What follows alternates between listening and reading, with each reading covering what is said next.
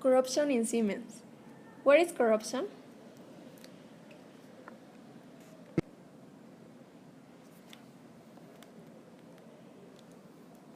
The corruption is the abuse of a person with entrusted power in order to obtain a personal benefit.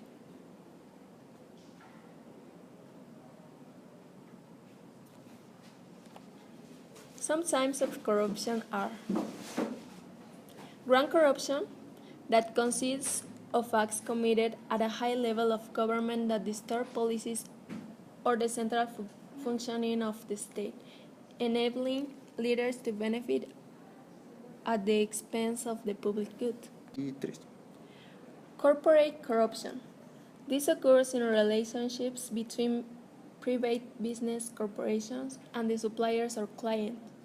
It also occurs within corporations when corporate officials use the corporation resources for private gain at the expense of the shareholders.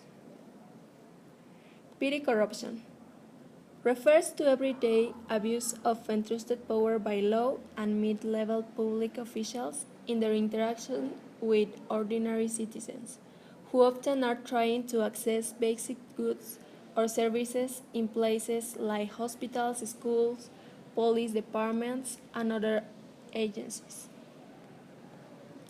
Who is harmed by corruption?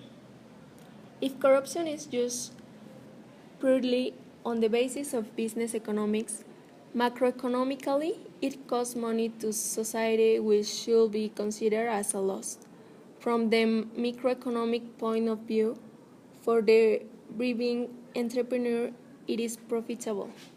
The payer of a bribe secures a desired transaction which, if evaluated on purely commercial grounds, strictly speaking, should have been assigned to someone else. That will harm individual entrepreneurs and transactions. It will harm the national economy and the world economy.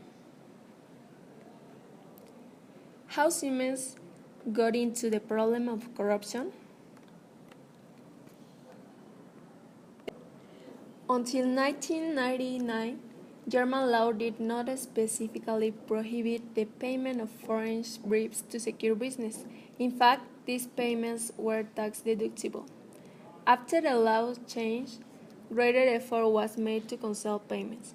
Slush fund monies were diverted to a network of accounts and shell corporations. Siemens hired local outside consultants to help with contracts, setting up business consultant agreements that pay the consultants commissions. What was the cost that Siemens had to pay for this problem?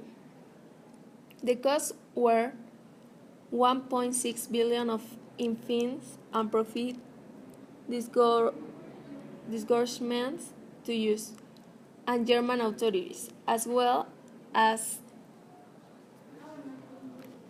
850 million for internal investigation that involved workers, layers, audits, etc. They also waste a lot in change the structure of the enterprise, from change the employees and the executives until change regulations, laws and policies and set up new programs of anti-corruption. Also, Siemens lost the reputation of his mark, lost many of his potential clients, and of course, the price of his products had to decrease. What was the solution to fight corruption in Siemens?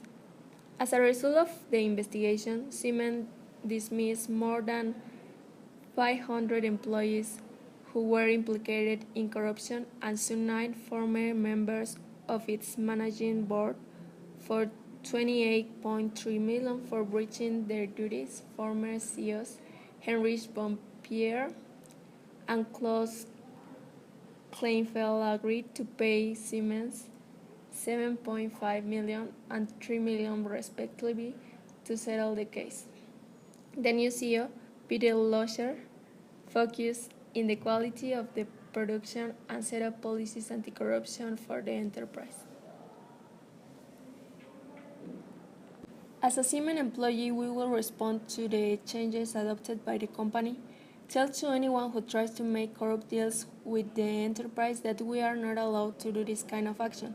but the companies still can make deals in good terms. We have cheaper prices and no extra cost of such actions.